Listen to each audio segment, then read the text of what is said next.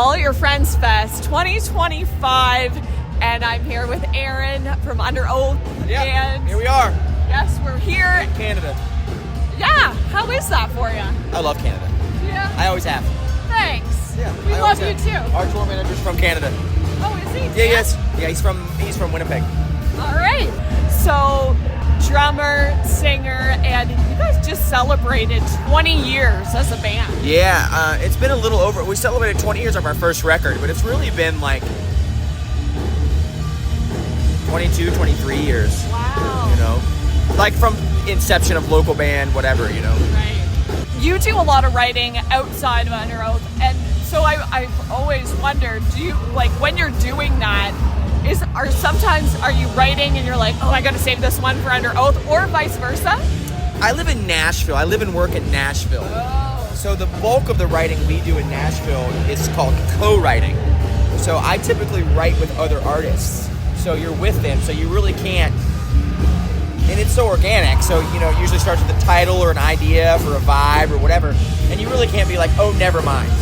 Yeah. You know what I mean? But there have been times where I've like, oh, this would be really cool for Underoath. yeah, but you know, like Underoath is really the only outlet I have as an artist. I had a solo project for years that I kind of put to bed, so like, I make so many songs, and I believe that like, I believe you can always make more songs. I believe that. Yeah. I don't know that you... Well, think about how long songs have been being made. Well, people ask me all the time, what's the best song you've ever written? And I always answer with, like, I haven't done it yet. That's like asking who your favorite child is. A little bit, but it's also like, if you've already done it, then you should just die. That's literally how I feel. Like, if you're creative and you've already created your best thing. Well, so this album, do you believe that's your best thing now, or now? Yeah, I mean, I'm what you call like a habitual overwriter. So when Underoath goes to make an album, we probably write like close to 100 ideas.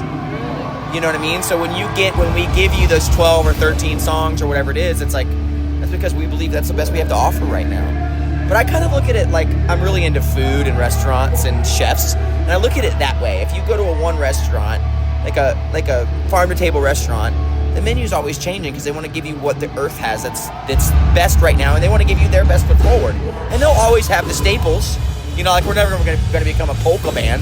So like our style is our burger that we're always going to have. But everything's going to be different all the time because we want to give you the best of what we have right now.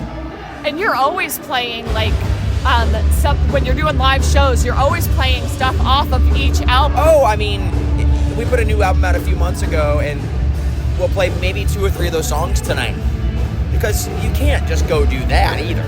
Yeah. You know what I mean? Like that's, if you went to see the Stones, not to compare us to the Stones, and they didn't play Satisfaction, you'd burn the place to the fucking ground. You know what I mean? Like, you would. Yeah. Right? During last year, when you had people voting on what you should play, that got pretty crazy. It was a fucking mess. Yeah, it was a mess. So having so many songs, was it hard to go back and know like chords and just words? For me, it's lyrics is my problem. The drum part of it all feels a little bit like muscle memory. Yeah. And you know, because it's such a physical instrument. You would have to, because you're singing at the same time, which I always find crazy for drummers. So, like, kudos. That's amazing. It feels normal to me now. I don't know. Well, you've been doing it for 20 years. I'm in my 40s, and it feels normal. I thought it was crazy when The Sun Sleeps got a ton of votes over and over. You were playing it like so many.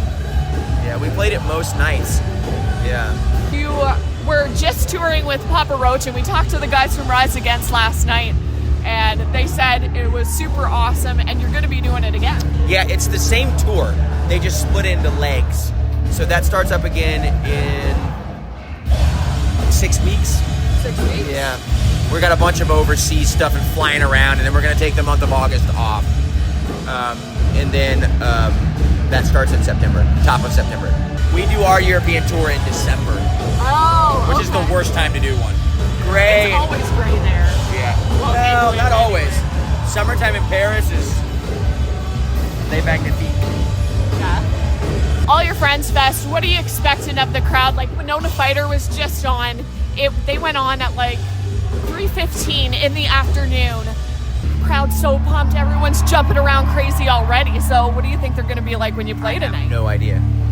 What's the crowd been like on the last few shows you've done? I mean, great. I mean, amazing. But I don't know the story of this festival or the type of crowd it is. I have no idea. Well, I never know. I feel like something that's so dangerous to an artist is expectation of a show. And I know that I am 42 years old and I get to do this for a living and I get to go play songs that I love with my favorite people. And that's as far as it goes for me. Because if I expect something, it never happens. Or it happens the opposite of what I expect. And I think that that's dangerous. You know? But these people are drinking beer and fucking jumping up and down. It'll be great.